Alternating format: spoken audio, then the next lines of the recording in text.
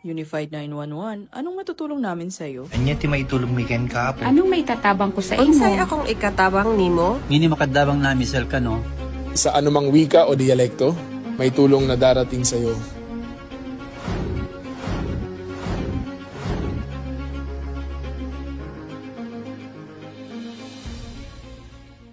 Lilingkod sa bawat Pilipino at magbibigay ng tamang impormasyon para sa tahimik at maayos na Pilipinas. Police News Network, alagad ng batas, tagapagtaguyod ng balitang pulis, sandigan ng mamamayan, patnubay ng katotohanan. La Campo Crame, maghahatid ng pinakahuling kaganapan at nagbabagang balita. Ito ang PNN Police News Network. At ngayon, ang inyong mga tagapagbalita. Magandang araw, bagong Pilipinas. Ako ang inyong alagad ng batas, tagataguyod ng Balitang Pulis. Ako po si Patrolwoman Reyna Joyce Dalire mula sa Southern Police District ng NCRPO. Maghahatid sa inyo ng tamang balita, kwento ng pulis at serbisyo para sa mamamayan. At ito ang PNP News Online. Ang pangunahing balita ng Police News Network, alagad ng batas, tagataguyod ng Balitang Pulis.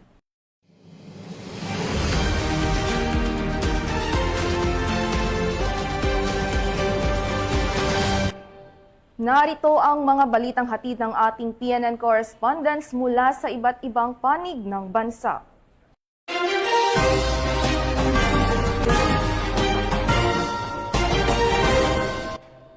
Arestado ang 2 drug suspect sa operasyon ng mga tauhan ng Tantangan Municipal Police Station sa South Cotabato. Ibabalita yan ni Patrolwoman Resalie Umalay.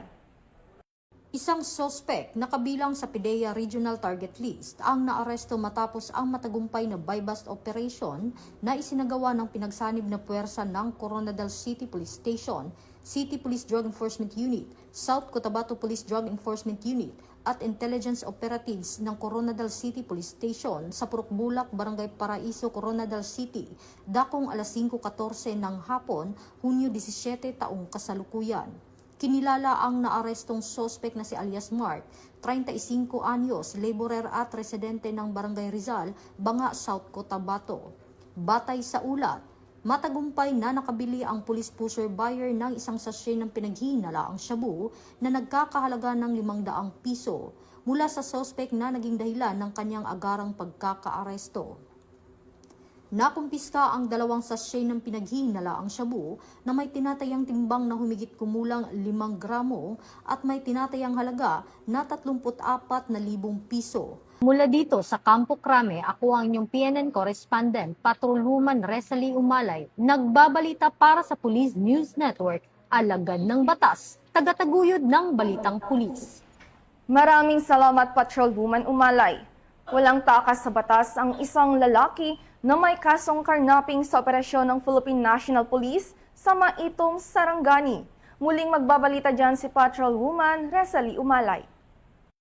Matagumpay na naaresto ng pinagsanib na puwersa ng kapulisan ang isang lalaki sa isinagawang operasyon sa sitio Manga, Barangay Pinol, Maitom, Sarangani Province noong gabi ng Hunyo 19 taong kasalukuyan. Kinilala ang naaresto na si alias Jagan, 18 anyos, at residente ng nasabing lugar. Bandang alas 10:57 ng gabi, nang matagumpay na maisilbi ng mga operatiba ang warrant of arrest laban sa akusado matapos itong positibong matukoy at mamataan sa nasabing lugar. Ang nasabing akusado ay may nakabinbing warrant of arrest para sa kasong karnaping ng Section 3, Republic Act 10883. Mula dito sa Campo Crame, ako ang inyong PNN correspondent, Patrolwoman Resalie Umalay, nagbabalita para sa Police News Network, alagad ng batas, tagataguyod ng Balitang Pulis.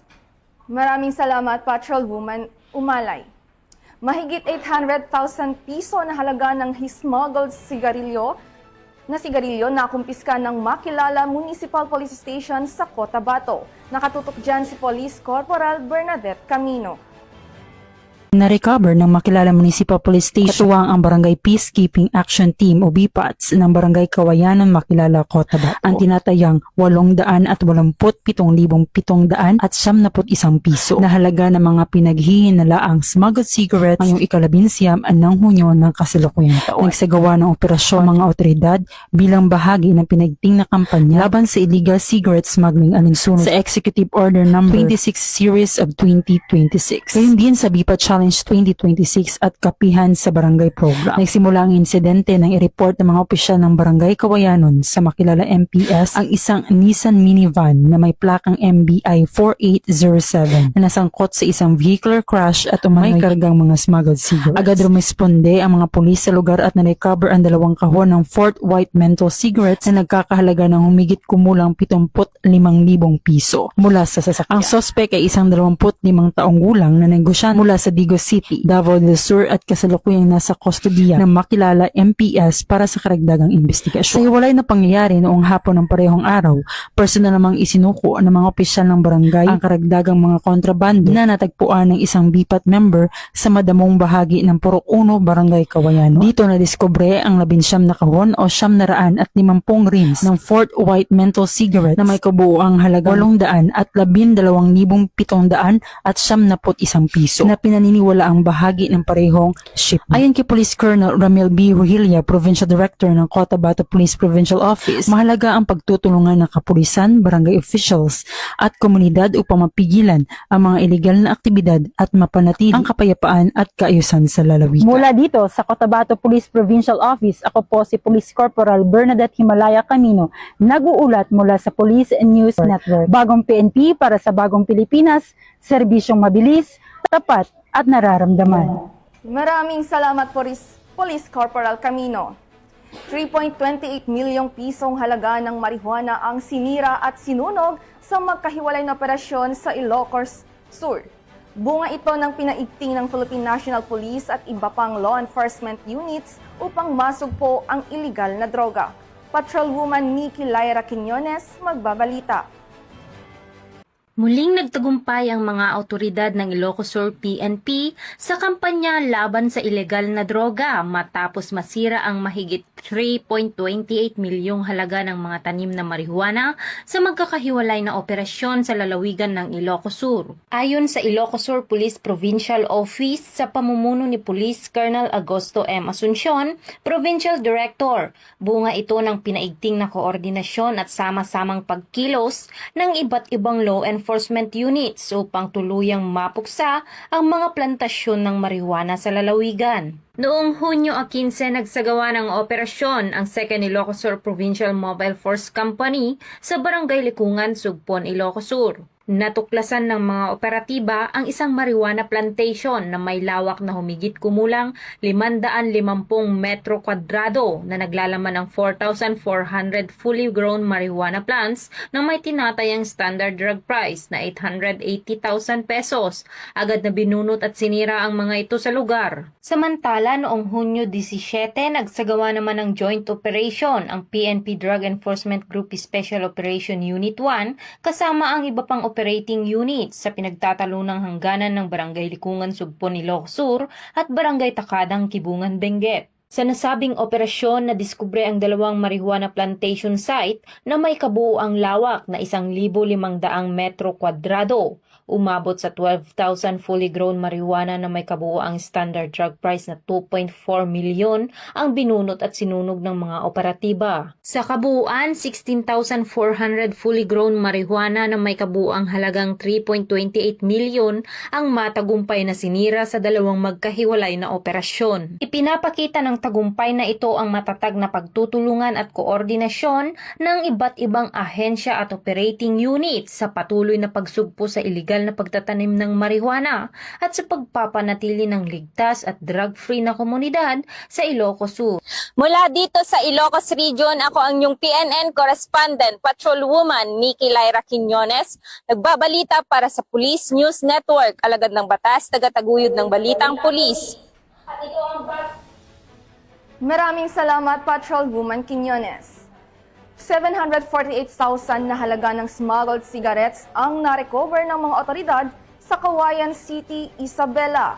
Police Corporal Sarah Jane de la Cruz sa detalye. Na-recover ng mga operatiba ng Kawayan Component City Police Station ang mga pinaghihinalaang smuggled na sigarilyo na nagkakahalaga ng humigit kumulang 748,000 pesos matapos matagpuan sa Barangay Pinoma, Kawayan City, Isabela nitong Hunyo 2026. Bago ang insidente, nakatanggap ang pulisya ng impormasyon hinggil sa isang puting Toyota Hi-Ace van na walang plaka na umano'y nagdadala ng smuggled na sigarilyo. Agad naman na naglatag ng checkpoint ang mga otoridad, ngunit tumakas ang naturang sasakyan nang mapansin ang naturang operasyon. Sa isinagawang pursuit operation, natagpuan ng mga pulis ang mga sako na naglalaman ng 748 rims ng iba't ibang brand ng sigarilyo na walang kaukulang tax stamps at pinaniniwalaang smuggled.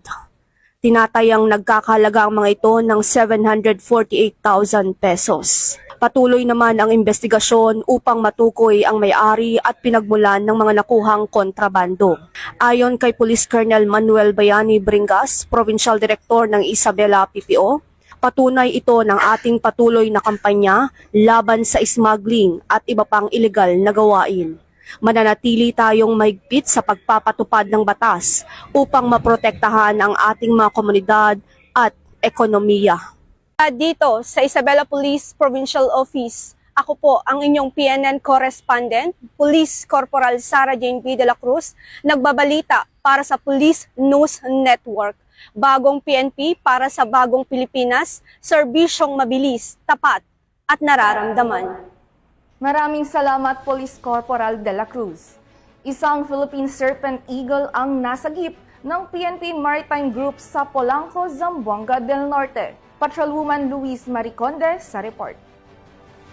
Matagumpay na nailigtas at na-turn over ang isang buhay na Philippine Serpent Eagle sa Department of Environment and Natural Resources, Community Environment and Natural Resources Office o DENR Senro sa Polanco, Zamboanga del Norte nito lamang 19 ng Hunyo taong kasalukuyan. Pinangunahan ng mga operatiba ng 5th Special Operation Unit Mabuhay SBC sa pamumuno ni Police Major Sir Dave Erickson D. Ligaspi, officer in charge ang nasabing operasyon. Ayon sa ulat, natagpuan ang naturang ibon na nakukulong sa isang palayan na pagmamayari ni alias Ino, 48 taong gulang, isang magsasaka at residente ng Barangay Maria Oray, Dapitan City, Zamboanga del Norte. Agad na nagsagawa ng kaukulang aksyon ang mga operatiba upang masiguro ang kaligtasan ng ibon at maiwasan ang anumang posibleng pinsala rito. Matapos ang maayos na pagresponde, ang nasabing Philippine Serpent Eagle ay ligtas na naihatid at formal na itinurn over sa DNR Senro sa Barangay Poblacion South, Polanco, Zamboanga del Norte para sa wastong pangangalaga, kustudiya at pagsusuri alinsunod sa umiiral ng mga batas at regulasyon ukol sa pangangalaga ng mga hayop at likas na yaman. Ang PNP Maritime Group sa pamumuno ni Police Brigadier General Crisaleo R. Tolentino ay naglalayong suportahan ang pagpapatupad ng mga batas at programa ng pamahalaan ukol sa pangangalaga at konserbasyon ng mga wildlife species at likas na yaman alinsunod sa layunin ng Philippine National Police na mapanatili ang kapayapaan at kaayusan sa komunidad sa pamamagitan ng pagtulong sa pagpapatupad ng mga batas na nagpoprotekta sa kapaligiran at mga nanganganib na uri ng hayop.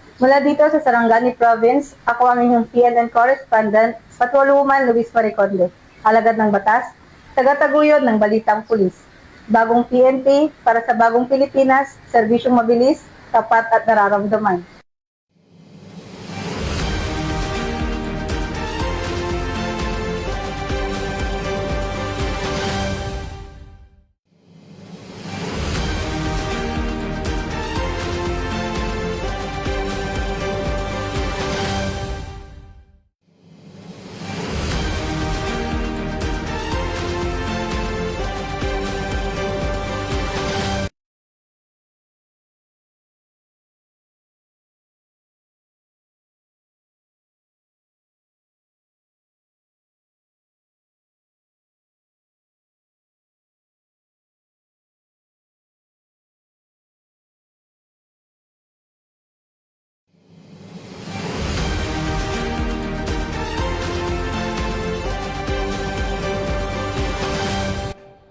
At yan ang mga balitang nakalap ng ating mga PNN correspondents mula sa iba't ibang panig ng bansa. Abangan po natin bukas, June 24, 2026 sa ating guest sa PKG Online Awitan, ang bandang Race to Vahalia Band. At bago tayo magtapos, para sa mas malawak at mabilis na ulat ng mga balita, huwag kalimutang mag-like, follow and share sa aming official social media accounts ng Police News Network. Tutok lang sa aming YouTube channel para sa mga live streams at replays at i-follow kami sa X account para sa mga real-time updates at Facebook account ng Police News Network. Manatiling mapagmatsyag at laging alam ang totoo. Sa ngalan ng pamunuan ng Philippine National Police sa pangunguna ni Chief PNP Police General Jose Malencia Nartates Jr. at sa pamumuno ni President Ferdinand Bongbong Marcos Jr., kami ay maglilingkod sa bawat Pilipino at magbibigay ng tama at balanseng balita. Mula rito sa tanggapan ng tagapag-ugnay ng Pambansang Pulisya, kami ang inyong alagad ng batas, tagataguyod ng Balitang Pulis. Ako ang inyong tagapag-ugnay, Reyna Joyce M. Dalire mula sa Southern Police District ng NCRPO. Maghahatid ng tamang balita, kwento ng pulis at serbisyo para sa mamamayan. At ito ang PNP News Online. Ito ang bagong PNP para sa bagong Pilipinas, serbisyong mabilis, tapat at nararamdaman.